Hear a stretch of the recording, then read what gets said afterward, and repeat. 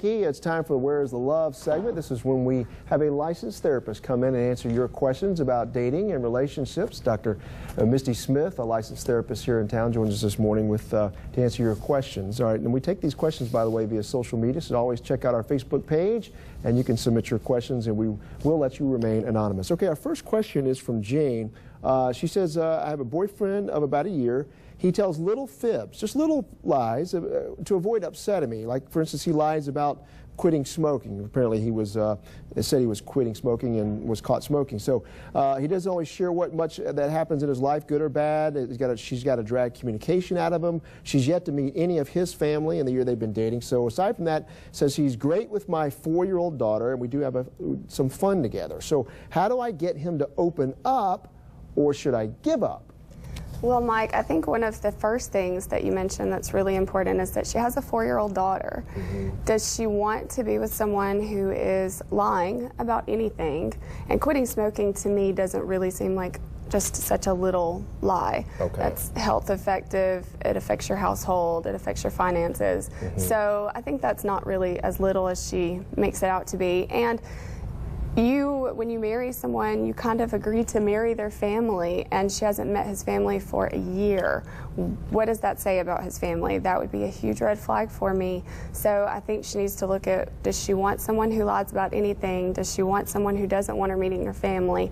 And you can find a lot of people who will love your 4-year-old and enjoy spending time with you. But it sounds like he's not ready for a relationship, a complete relationship, does it? No, no, definitely not. All right, our second question is from John. It says, he says, it seems like our relationship has become stale, or maybe it just seems that way.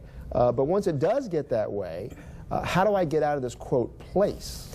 Okay, I think that everyone needs to remember that when you're in a relationship, it's like a shiny new penny. You get it and it's all shiny and pretty, and then it doesn't stay that way. So realistic expectations, it's not always going to be exciting. It's not always going to be that shiny new thing you got, 6 months, a year, 10 years ago. So someone needs to make the effort to put that jolt back in that relationship. What did you enjoy doing when you first got together? What made it so exciting?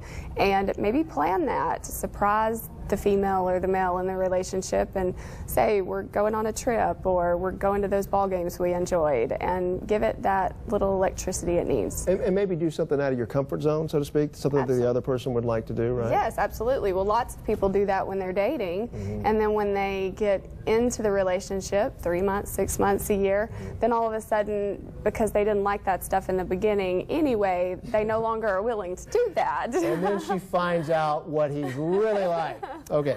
Our third question, final question of the morning. I've been estranged from my mother for years over what I consider now to be trivial issues. What steps or advice can you give me on repairing this relationship and stopping this estrangement? Okay. When there's an estrangement and time goes by, there are a lot of hurt feelings, and it takes time to repair hurt feelings. Someone has to be the bigger person, regardless of fault.